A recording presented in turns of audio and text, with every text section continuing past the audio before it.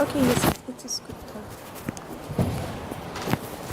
Okay, it's a bit heavy, but you can. I don't know if you have a pocket or. No, I'll do it in the back. I'm used to these. I will need to get out to my own I know. group before the conference, so in case we cannot see each other. Goodbye. Goodbye. It was great meeting you. Teşekkür for all your help. Teşekkürler. May I present you first? Oh yeah, of course you can do whatever you want.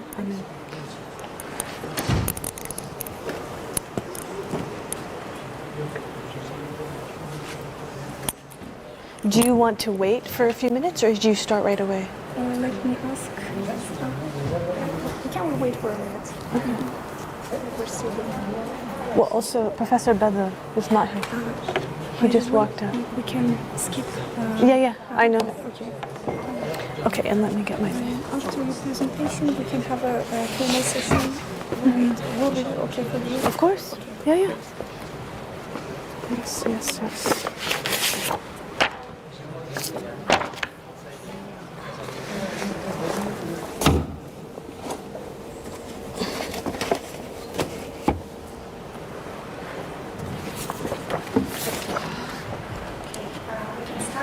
Dear ladies and gentlemen, good afternoon.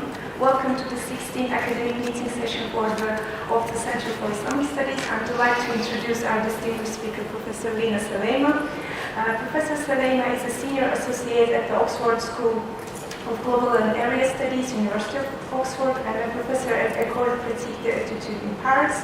She is a leading scholar in Islamic and Jewish law with a focus on critical theory and historical jurisprudence. And her acclaimed book, The Beginnings of Islamic Law, Late Antique Islamicate Legal Traditions, received the American Academy of Religion Award for Excellence in the Study of Religion. Her book explores how early Muslim jurists integrated various legal traditions and practices, and we hope to hear it from herself today. Currently, Professor Salaymeh'in is researching revolutionary Islamic jurisprudence and decolonial resistance. She also co-directs a project on decolonial comparative law at Max Planck Institute for Comparative and Private International Law. And please join me in welcoming Professor Lena Salaymeh'in. Please, Professor, the floor is yours. Okay, thank you. And I want to thank Professor Bedr for the invitation to be here, but also for hosting me at IRAM. And just one correction, I'm no longer co-directing the project on decolonial comparative law, but I did establish it and co-direct it for many years. So I'm going to begin with a word about beginnings.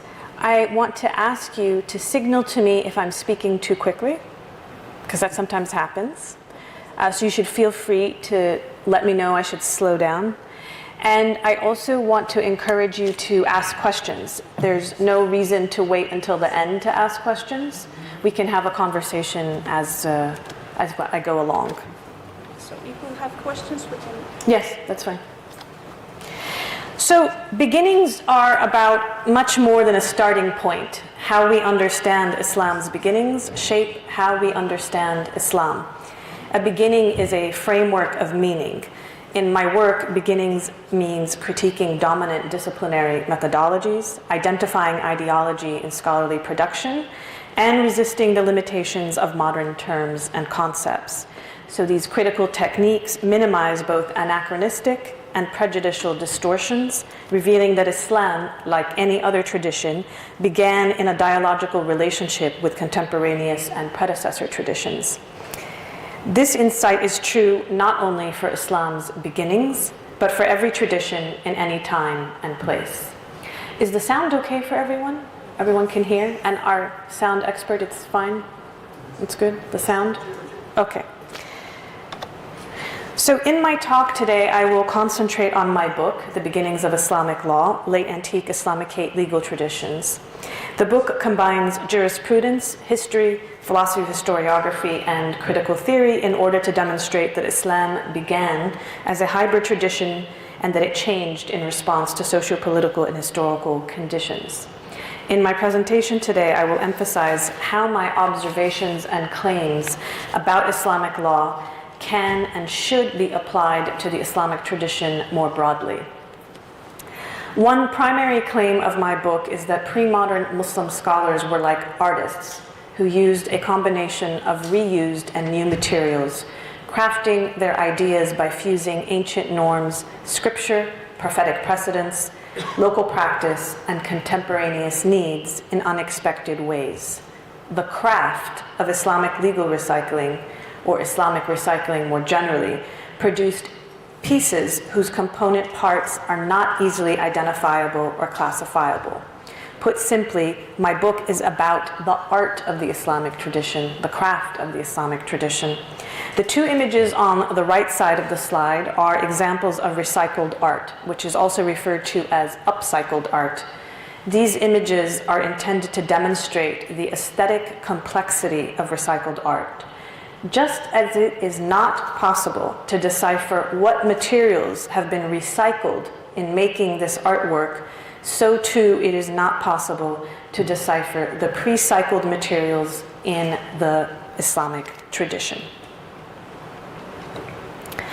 The book has a bipartite structure. The odd-numbered chapters delineate and analyze problematic methods and assumptions in modern Islamic studies in the West.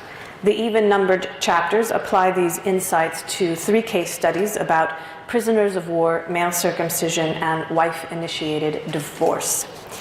Each of the odd-numbered methodological chapters lays the groundwork for the subsequent even-numbered chapter's case study. In turn, each of the 3 case studies illustrates an example of the recycled art of Islamic jurisprudence.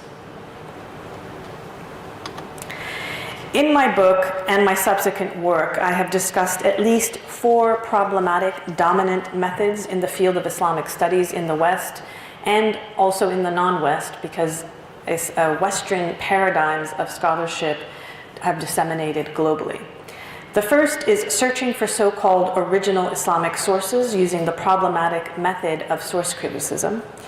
The second is searching for Islam's so-called origins based on a false notion of authenticity. The third is defining and perceiving Islam through the narrow lens of orthodoxy. And the fourth is imposing a Protestant Christian notion of religion. In my talk today, I will discuss very briefly each of these methodological problems and identify alternatives that are implemented in my book and other scholarship. First, source criticism consists of comparing surviving textual sources and, based on a set of presumed neutral principles, determining which source is supposedly older or more authentic. Source criticism assumes that there is a root, the original text or the ur-text, as the top image illustrates. Recent scholarship in critical philology and critical bibliography has challenged and arguably discredited many of the assumptions of source criticism, particularly the notion of an authored original text.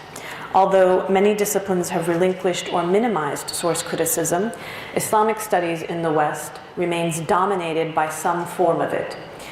Based on extensive studies in the philosophy of historiography, my book engages in a detailed critique of source criticism as it shapes the use of documentary sources, narrative historical sources, and tradition reports, ahadith, in Islamic studies.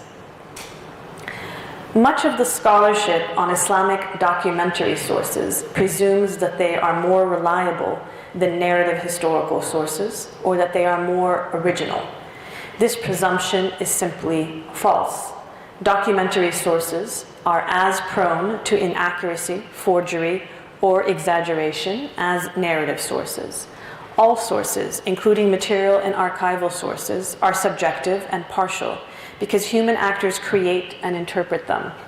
Those who maintain archives of documentary sources and those who compose documentary sources are as ideologically invested as those who compose documentary sources or redact or transmit narrative sources, including oral sources.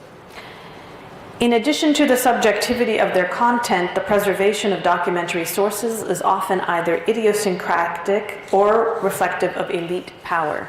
Consequently, historiography based on documentary sources is as subjective as historiography based on non-documentary sources, meaning on narrative sources. Contrary to conventional assumptions, There is no causal correlation between the quantity of documentary sources and the reliability of historiography. Historiography is always provisional because it is based on the source's information and knowledge available at a particular moment.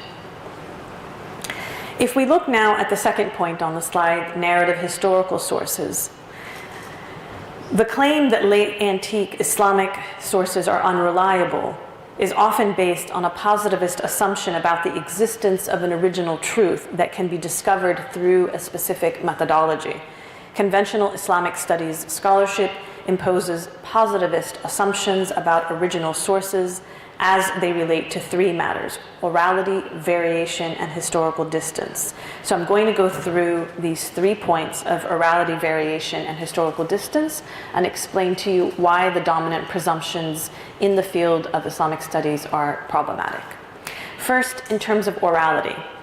Many specialists in the field of Islamic studies presume that the oral beginnings of late antique Islamic sources render these sources historically unreliable. However, there is no empirical basis for this presumption. Given scribal errors, issues in textual preservation and transmission, and scribal agency, oral transmission may be as reliable as written transmission, a point that has been demonstrated by numerous scholars. Generally, contemporaneous oral composition of Islamic historical materials often coincided with written composition, and therefore is as reliable as contemporaneous written composition. Indeed, the bias against oral sources is both anachronistic and prejudiced. Second, the matter of variation. Another mistaken idea about late antique Islamic sources is that they cannot be factual because they are inconsistent, as evident in variant narratives of the same historical event.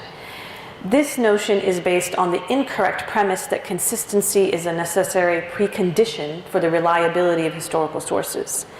In reality, individuals experience, interpret, and relate facts differently.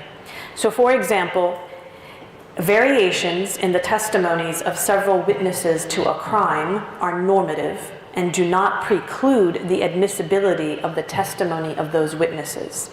The expectation that only one consistent narrative can be factual is a manifestation of a positivist orientation that presumes a so-called original truth. There is no such thing as an original truth. The process used in transmitting, transcribing, and compiling late antique Islamic sources inevitably resulted in dissimilarities or variations, but variations do not mean that sources are unreliable. The third point we want to look at is historical distance. Many scholars in Islamic studies allege that late antique Islamic sources reveal more about their compilers or their authors than historical facts because they were transcribed in written form several centuries after the historical events.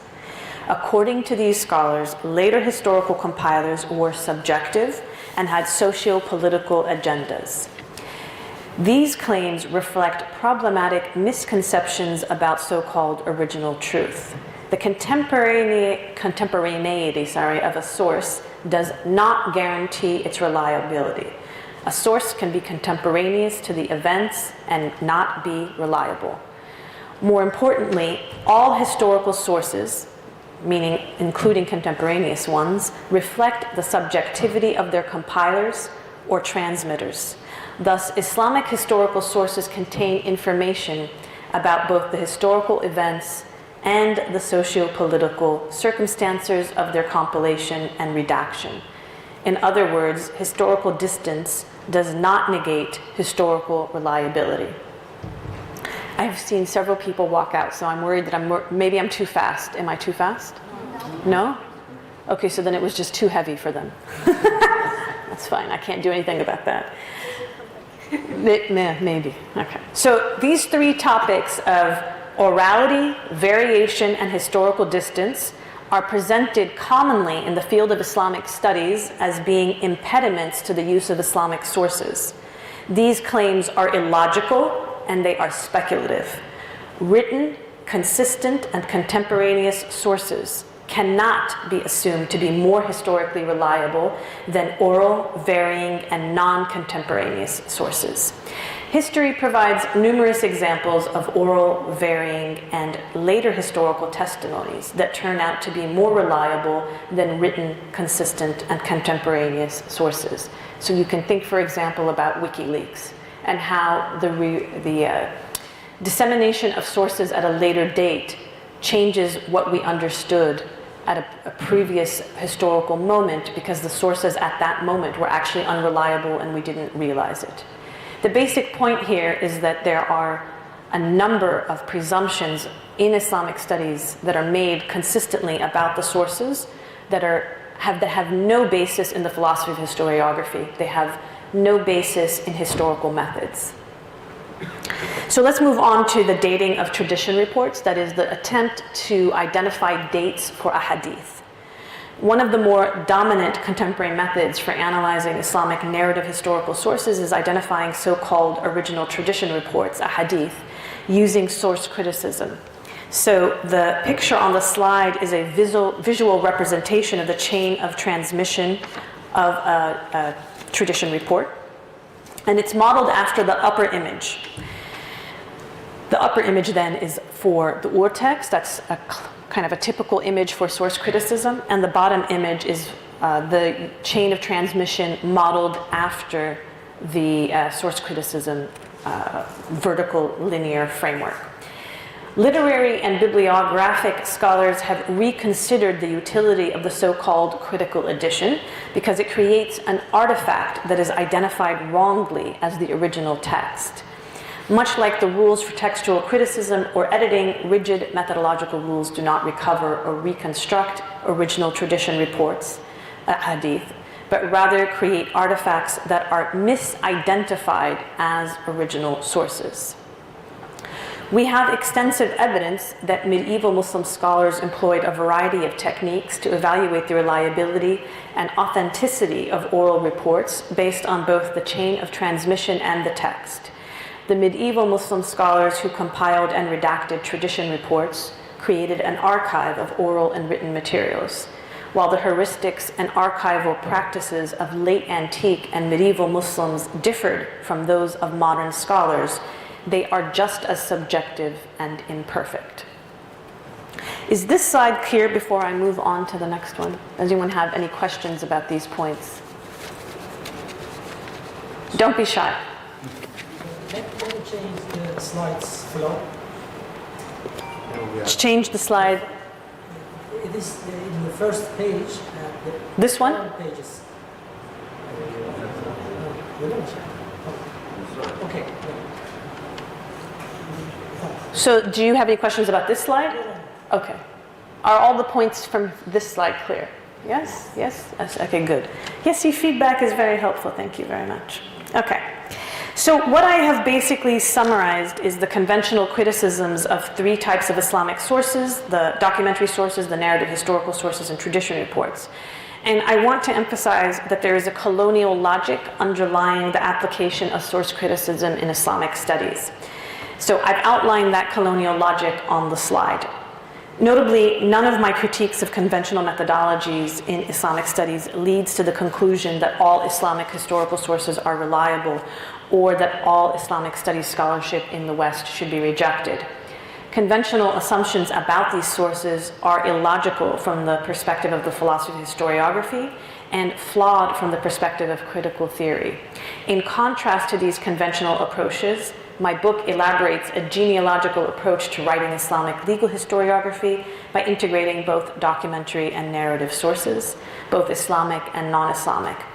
In doing so, I do not assume that any source is inherently more reliable or authentic. Instead, I interweave the sources and scrutinize them against each other, identifying and theorizing intersections and divergences. So, just to go over the colonial logic of source criticism that's on the slide, the basic assumption is that Arabs or Muslims were or are uncivilized, meaning that they lacked something. Usually the scholar thinks that they lacked secular rational reasoning or that they lacked objective historical archives. This then, as a result, means that the historical sources written by Muslims must be unreliable because the Muslims were religious and therefore irrational, which then leads to the conclusion that the objective of the colonial researcher, the scholar who is researching Islam, is to discover, to determine the true and reliable history based on his rational reasoning, meaning that it is the colonial scholar who has forms of reasoning that can then extract information from the sources that Muslims are incapable of doing themselves because they're irrational. So is the colonial logic clear? Great. So let's move on to the second method, which is searching for Islam's so-called origins. The modern philological method of constructing an original source corresponded to an analogous method of searching for the original language, the Ursprache. Comparative philology searched for the original Indo-European, Aryan, or Semitic language. And I contend that much scholarship at a deeper conceptual level continues to perceive the relationships between Islamic and other traditions as embedded within a linear framework that is structured like a Proto-Semitic family tree, which is the image on the right side of the slide. Consequently, scholars often focus on identifying the so-called derivative relationship between older Semitic traditions and Islamic traditions. Origins scholarship is particularly pronounced in the study of Islamic law. The ostensible competition to determine which foreign legal system influenced Islamic law the most is a misleading attempt to measure identity rather than a productive scholarly practice. The image on the left of the slide visually represents how conventional Islamic studies scholarship depicted the relationship between Islamic law and predecessor legal traditions. The prevalent claim of borrowing and influence is based on false notions of authenticity. Arabs or Muslims could also be Jews and Christians in addition to being hybrids, such as Arab Jewish Christians or Arab Muslim Jews. Contrary to the vertical linear model depicted on the slide, the recycled component parts of Islamic artwork are not distinguishable for at least 3 reasons. So I want you to be thinking about the image of the recycled artwork that I showed earlier. First, for the most part, the pre-recycled materials used in Islamic recycling simply cannot be identified. Second, many recycled materials do not belong to only one tradition. Most pre-Islamic practices were part of a shared culture, and categorization of practices as belonging to one tradition is often based on the idiosyncratic preservation of historical sources and on neglect of antecedent and shared practices. So this is particularly evident, for example, in the overemphasis on biblical law as compared to regional customary traditions. What I mean by this is that scholars will often point to the Bible and say, this is similar to a practice in the Islamic legal tradition, ignoring that that practice that is in the Bible was practiced widely by all sorts of communities in the region and is not specific to the Bible. So this is a form of selection bias for those of you who have been in my other classes. Most pre-Islamic practices then were part of a shared culture. And the recycled artwork of the Islamic tradition is not static, but rather fluid and dynamic. A pre-Islamic practice that might appear to have been applied as an Islamic practice in the late 7th century may disappear by the 8th century. Or a pre-Islamic practice that was not evident in the late antique period may reappear in the medieval era. There is no linearity in this relationship between Islamic and pre-Islamic or contemporaneous traditions. So the recycled art of the Islamic tradition is too hybrid and too shifting to be measured in terms of pre-Islamic or non-Islamic traditions.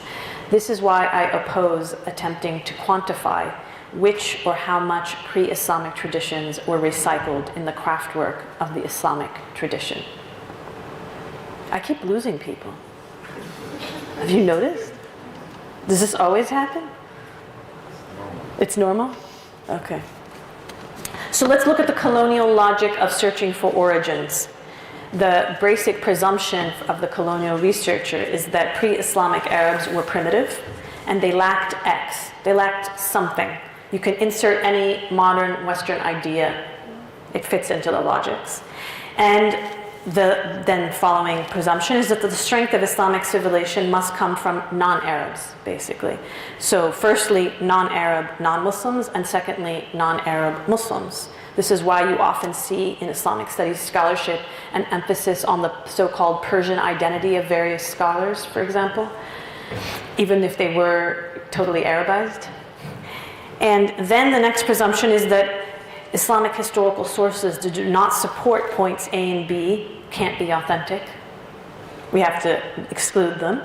And so the objective of a colonial researcher is to discover the true origins of Islam, the true origins of the so-called true origins of Islam that only the researcher can figure out because the Muslims are trying to hide their true origins, something like taqiyya. So I'm not arguing against the exercise of analyzing particular Islamic practices in relation to pre-Islamic practices because, as some of you may know, much of my own scholarship, including the book's 3 case studies, has done precisely that. I've been trained in Jewish studies. Nevertheless, we need to recognize the limitations to this type of inquiry.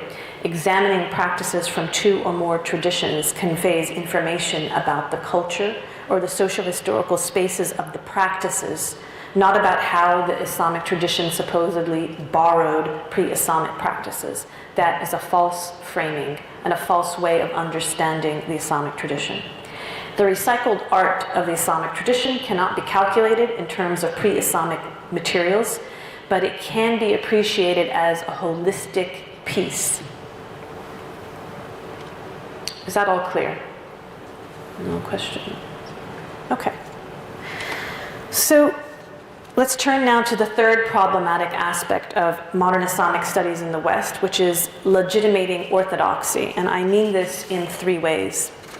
First, the source criticism and search for origins that I have criticized thus far are both methods premised on the notion of a so-called true Islam. Scholars search for a so-called original text or the so-called origins of Islam because they believe that it exists or that proving it doesn't exist is a challenge to Muslims. So this is a reflection of their own theological positioning rather than a scholarly approach. That is, many scholars are concerned with either validating or falsifying the Islamic revelation rather than studying the tradition's sources or history. This is an important point because the conventional scholarly framework about origins creates a false bifurcation between non-believers and believers. Scholarship gets misconstrued as identity politics because many scholars approach the study of Islamic sources or Islam's beginnings as a form of theological polemics. Second, the linear developmental narrative of Islamic history that dominates the field identifies Islamic orthodoxy as the mature or classical form of Islam. This is not only a Western approach to Islamic history, because it is also, of course, related to an Orthodox Muslim one.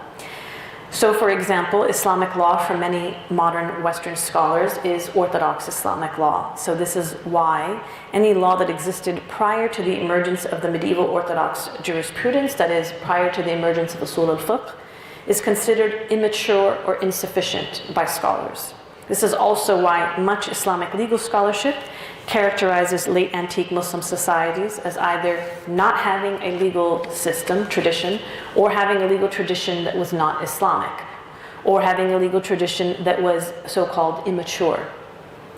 All of these interpretations are problematic. The key point here is that, as depicted on the slide, the categories of formative and classical that are conventionally used in Islamic legal historiography correspond to Orthodox Muslim constructions, but they are distortions of Islamic legal history. And this is why Chapter 5 of my book offers different and multiple periodizations of Islamic history that are based on both regional and global historical transformations. Third, although modern scholarship in the West often purports to dismantle Muslim orthodoxy, it ironically imitates Muslim orthopraxy in its scholarly orthopraxy. So you can imagine a scene in a mosque where most of the congregants pray with their hands folded. Someone walks into the mosque and prays with his hands at his sides. And the congregants who are in the majority rush over and tell the man that he's wrong and that he may not pray with his hands at his sides. In this scene, an Orthodox majority deems a particular practice, that is, praying with one's hands unfolded at the side, as heretical and then tries to prevent it. The same kind of power dynamics occurs in Islamic studies scholarship in the West. Many scholars develop orthoprax methods that manifest their orthodox ideas. So the orthopraxy of conventional Islamic studies focuses on translating, synthesizing, and reporting from Islamic historical sources, rather than analyzing or engaging with them. This scholarly orthopraxy emphasizes details like transliteration, citation practices, diacritics, and close, narrow readings of texts. This scholarly orthopraxy is an imitation of Muslim practices in Muslim institutions, but it is simultaneously a distortion of those practices because it is decontextualized from the institutional settings of Muslim learning. So scholarly orthopraxy labels unorthodox scholarship as incorrect rather than different. And even scholars in Islamic studies who identify themselves as revisionists or skeptics do not reject orthodoxy. Whether it is a Muslim orthodoxy about the past or a positivist orthodoxy about methods. Many Islamic studies scholars characterize alternatives to the positivist methodologies that dominate the field as basically heresies. The fourth and final conventional approach is imposing the notion of religion. The category of religion is based on Protestant Christian ideas. Consequently, this notion of religion delegitimizes traditions that do not conform to Protestant Christianity. The dominant Protestant notion of religion negates the fusion of the sacred and the political that was integral to the Islamic tradition. This same notion of religion implicitly compares and evaluates the Islamic tradition and other traditions, of course, in relation to Protestant Christianity, thereby judging other traditions to be inferior and in need of reform.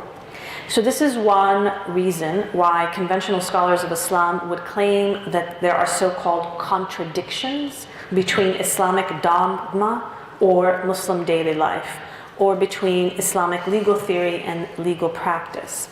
This notion of contradiction is the unfortunate consequence of adopting a notion of religion that inevitably functions as a civilizing mission.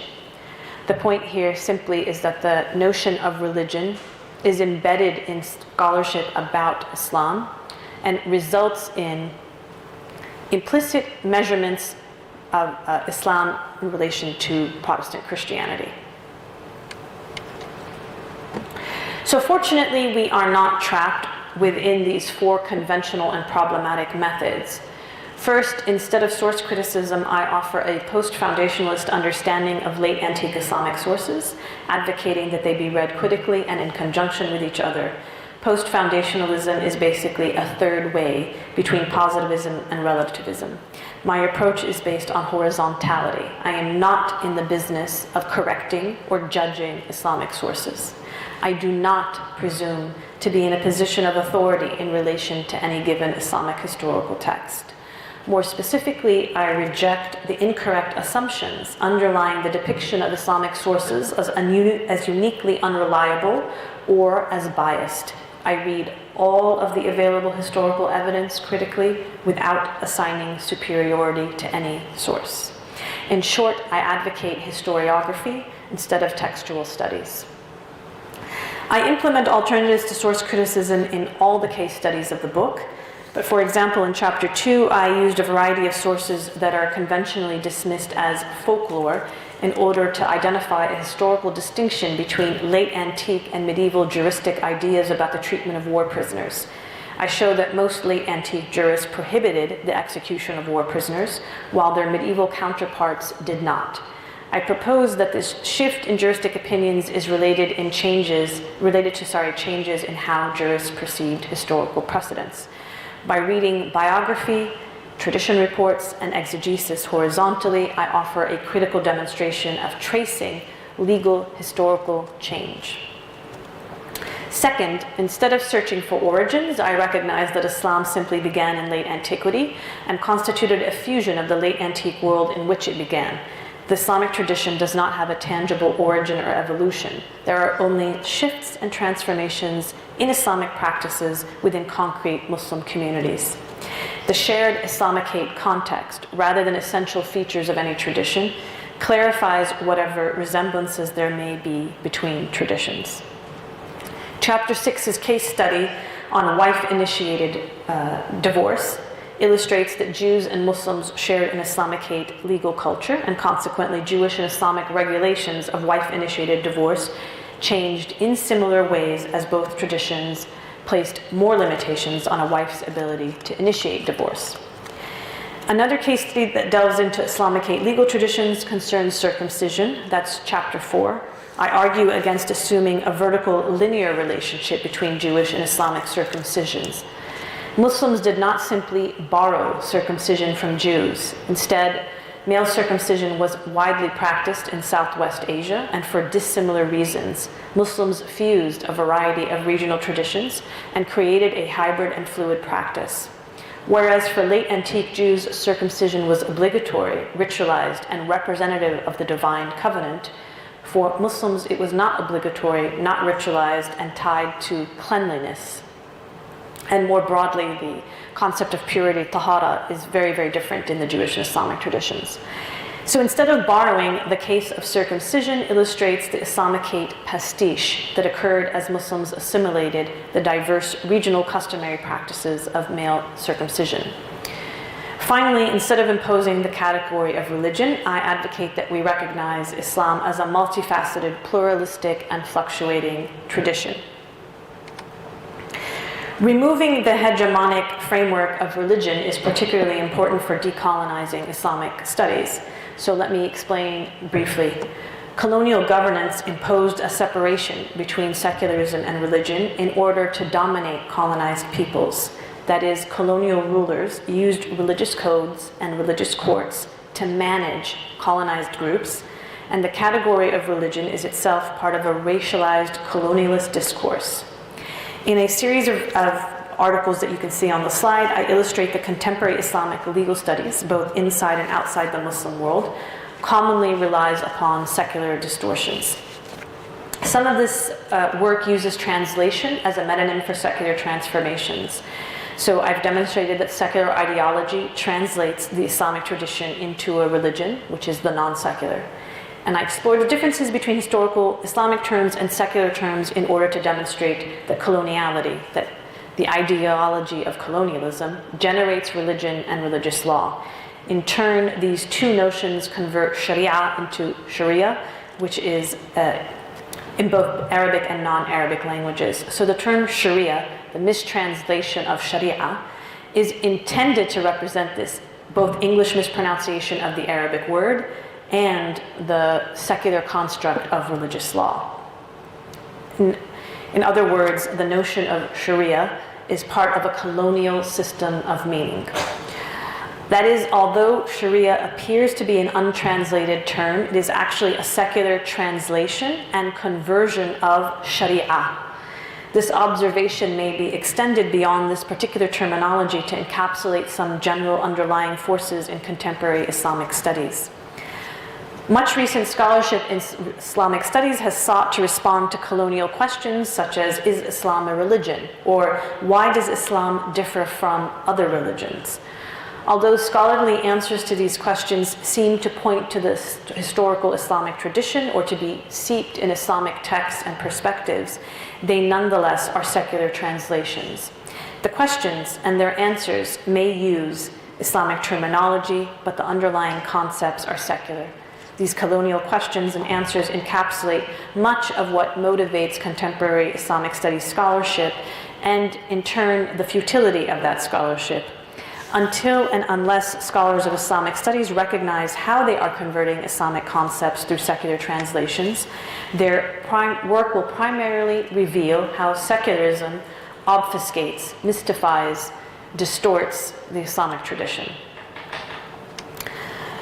The Islamic tradition is a multivocal, contingent, and changing tradition in which Islamic scriptures constitute the centripetal force, while historical conditions, whether political, economic, social, or environmental, constitute the centrifugal forces. At any given historical moment and in any precise geographic location, the Islamic tradition is the outcome of both specific conditions and broad patterns. It is not static and it does not have essential features.